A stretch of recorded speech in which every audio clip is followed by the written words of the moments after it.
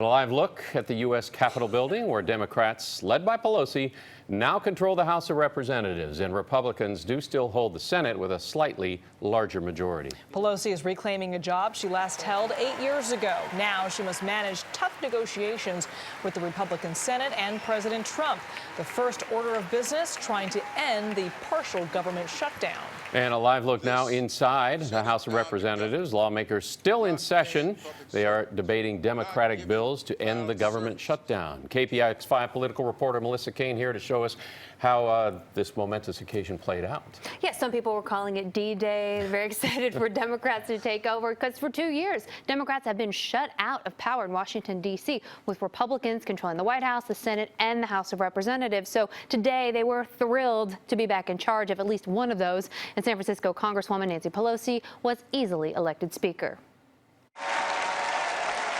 It all began with an enthusiastic nomination from New York Congressman Hakeem Jeffries. Let me be clear, House Democrats are down with NDP. Nancy Pelosi, the once and future Speaker of the United States House of Representatives. Then the voting began, with Pelosi getting support from new progressives like Congresswoman Alexandria Ocasio-Cortez. Ocasio-Cortez. Pelosi. And Pelosi voted for herself, with a little help from her granddaughter.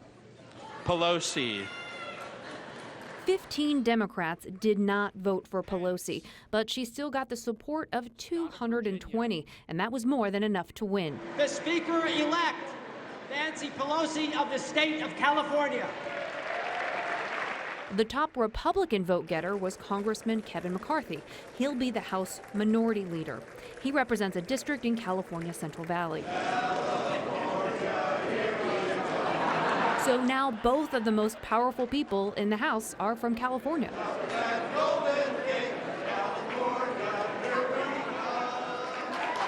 As Speaker, Pelosi swore in the other members of Congress. Do you solemnly swear? Later, in a surprise move, President Trump held a press conference. I just want to start off by congratulating Nancy Pelosi on being elected Speaker of the House. It's a very, very great achievement, and hopefully we're going to work together and we're going to get lots of things done.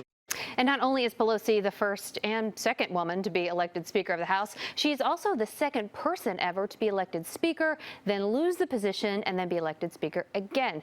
The last person to do that was Sam Rayburn in 1955. So it's 8 o'clock, past 8 o'clock back there. We just showed a live look at the House. They're still working. There's a lot going on. They're still debating. Now, earlier on today, they passed a package of rule changes. They're really important, and we're going to have more on those specifics in the 6th. But right now, what they're debating are these two bills that would reopen the government after the shutdown. So the president has said he might veto those, but then we have a meeting tomorrow at the White House to discuss. So it never slows down. Late night for those Democrats and Republicans in Congress. Good.